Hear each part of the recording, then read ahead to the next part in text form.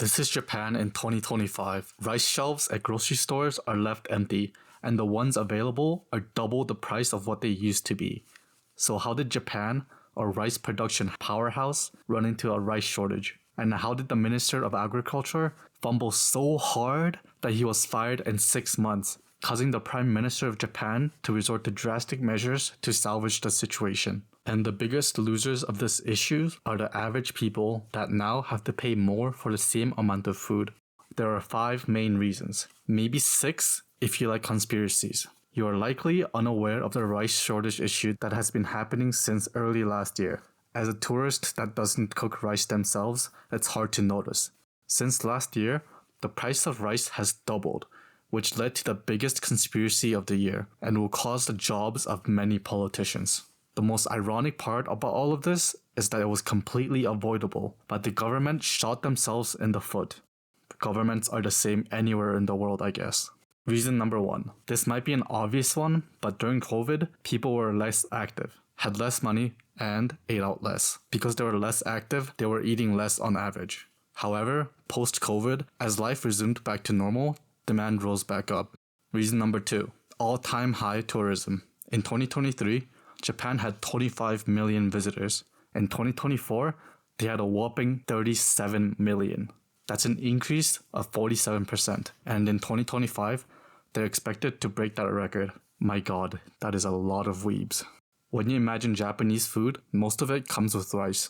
Yes, even ramen. Most ramen shops have combo options for adding rice on the side. So it's not hard to imagine what kind of strain it will have on the rice supply. Reason number 3. I know some of you might think climate change isn't real, and I honestly don't really care about what your beliefs are, but the fact is that in 2023, there were record heat waves throughout Japan. This resulted in a lower quality yields and reduced output, especially milled white rice, the most widely eaten type of rice in Japan. If you know anything about Japanese rice, they really want high quality white rice, as it is an essential part of their cuisines. Reason number 4. The government paying farmers to produce less rice. Yes, I know it sounds ridiculous saying this now, knowing the situation, and no, this isn't the conspiracy part. This all started in the 1970s when the Japanese people started eating a variety of foods like bread and pasta. This resulted in a decrease in demand of rice. This Japan-Italy friendship dates back to, never mind. With the demand of rice decreasing, there was a surplus of rice, which led to drop in prices. To prevent total collapse and protect rice farmers, the government paid the rice farmers to use their land to harvest different crops. This was known as the Gentan scheme. At the time, it wasn't an awful policy, but looking back at it now, it did not age well. In 2018, the policy was abolished. Yet, the government continued to provide subsidies for reducing rice production. Pause. What the fuck are they doing over there? Reason number 5. Fear of earthquakes. Wait a second. Isn't Japan known for being one of the most earthquake-active countries? Yes, but this warning was a bit different.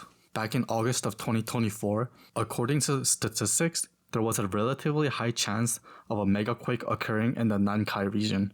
As a result, people began panic buying essentials just in case. Well, I say panic buy, but that's for Japan standards, and it wasn't anything like the toilet paper panic buy of 2020. That was just embarrassing to watch it happen. You may be thinking, okay, I could see why there would be a shortage for a short time, but for over a year and the doubling of the price, that doesn't sound right.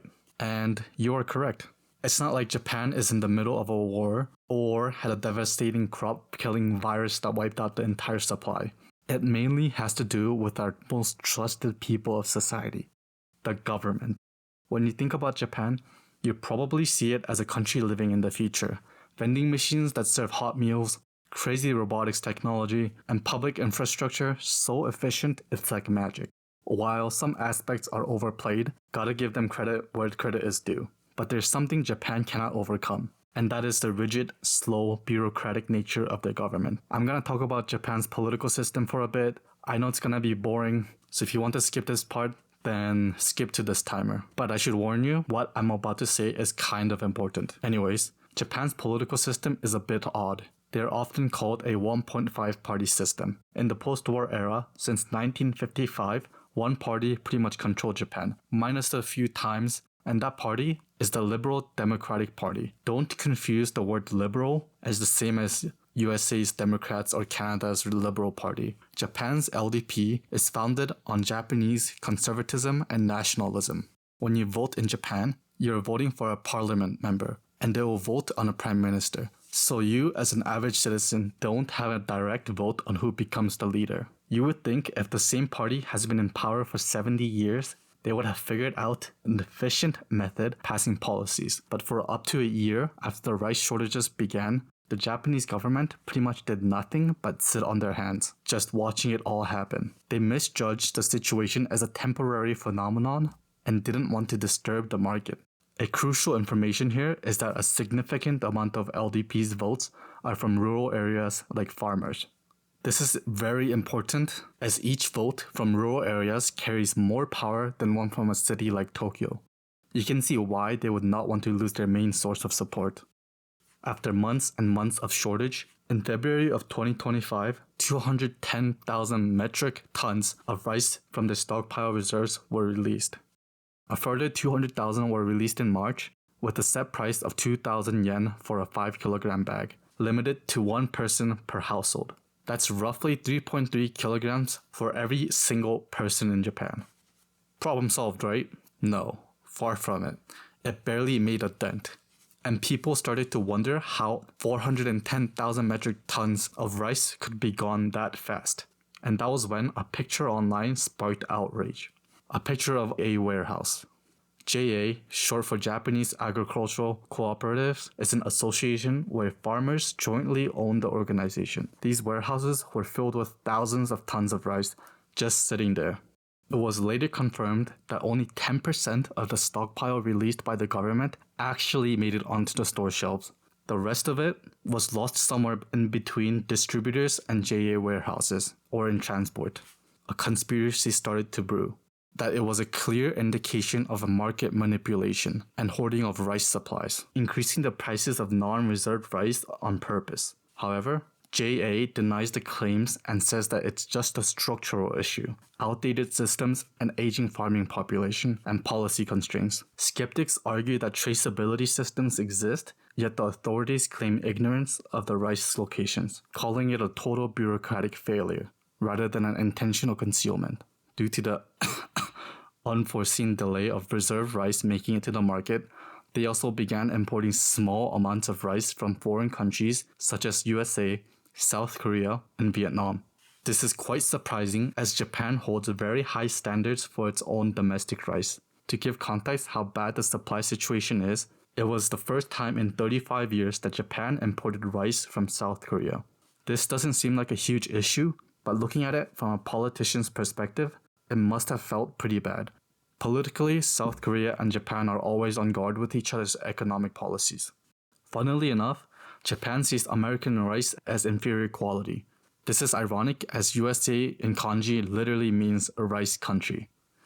The rice shortage reached a boiling point when Taku Ito, the Minister of Agriculture, Forestry, and Fisheries, appointed by the current Prime Minister Ishiba, made a snobby, out-of-touch remarks about the rice shortage situation. I never bought rice myself because my supporters donate so much to me that I can practically sell it. This guy really speedran his political career. How can you fumble this bad? Soon after the controversy, and in combination with months of unresolved issues, the approval rating of Ishiba cabinet and the LDP began to plummet. As a final-ditch effort, the Prime Minister appointed a new Minister of Agriculture, and it's none other than Shinjiro Koizumi, known online by many as the cool, fun, and sexy guy. It gotta be fun. It gotta be cool. You gotta be sexy too. Man, why can't we have young, cool, and fun politicians? Oh. Shinjiro Koizumi had long been a vocal critic of agricultural interest groups such as JA, engaging in political battles with them. For him, this was a golden opportunity to expand his political influence. From the government's perspective, the situation has gotten so bad that they could not only solely rely on their main supporters, the rural population, to maintain their standing. The government resorted to drastic measures to resolve the crisis, even at the cost of sacrificing some of their future voter support. Upon taking office as the Minister of Agriculture, Shinjiro immediately announced to release the government's stockpiled rice under voluntary contracts so that it will be available on store shelves in the 2,000 yen as early as the beginning of June. Compared to the previous minister, he was a breath of fresh air. He claimed that when releasing rice reserves, he would use all means of logistics to get rice back on the shelves, instead of sending reserves to groups like JA for them to handle. Later on, he was able to deliver on this promise, releasing large amount of reserve rice to large distributors like Rakuten and Aeon Group, lowering the prices. As a result, he gained tremendous support from the public and quickly established a strong support base. One of the most crucial foundations for a politician. Some even went as far as saying he will be the next prime minister. I don't know about that one, but it doesn't sound too far off as his father was a former prime minister. As a battle against JA, he considered lifting rice production regulations, and if the prices did not drop, even with the release of reserve rice, he would consider duty-free imports from overseas. This was his final ultimatum to JA. Release their share of stockpiles, or he would flood the market, bringing the prices down and making the reserve rice a JA liability. In response, JA, which had been pretty much silent up to now, reacted heavily to the duty-free rice statement.